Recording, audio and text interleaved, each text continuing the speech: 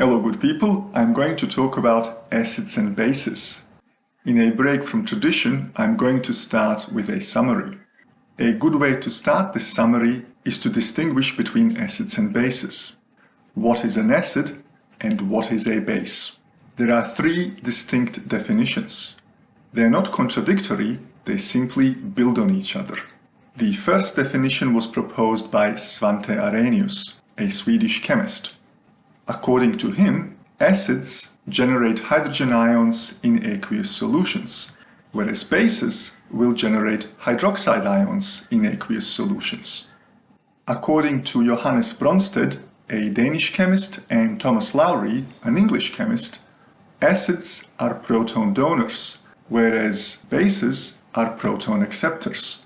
Recall that the hydrogen ion is essentially just a proton.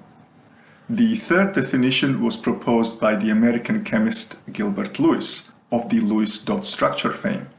According to him, acids are electron pair acceptors, whereas bases are electron pair donors. Within this course, we are going to focus mostly on the Arrhenius definition and the Bronsted-Lowry model. When it comes to measurements, we use the pH scale, which goes from 0 to 14. Acids have a pH that is less than 7, whereas bases have a pH that is greater than 7. In terms of hydrogen ion concentrations, acids have a hydrogen ion concentration that is greater than 1 times 10 to the negative 7 moles per liter, whereas bases have a hydrogen ion concentration that is less than 1 times 10 to the power of negative 7 moles per liter.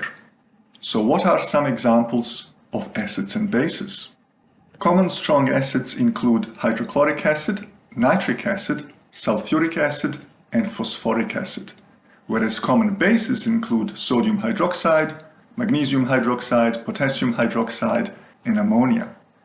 In terms of more common examples, acids are things like the gastric juice, citrus fruits, wine, coffee, milk, most teas, and egg yolk, whereas examples of bases include egg white, baking soda, soap, laundry powder, bleach, oven cleaner.